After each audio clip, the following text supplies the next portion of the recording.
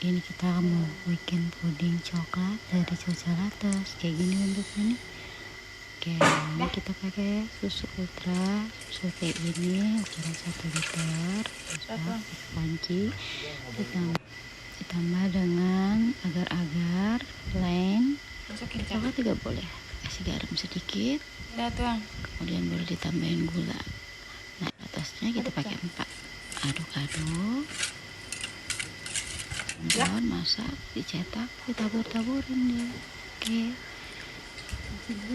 Terus, nah lihat ya kan guys, ini lembut banget, manis, enak kan, coklat banget. Selamat mencoba.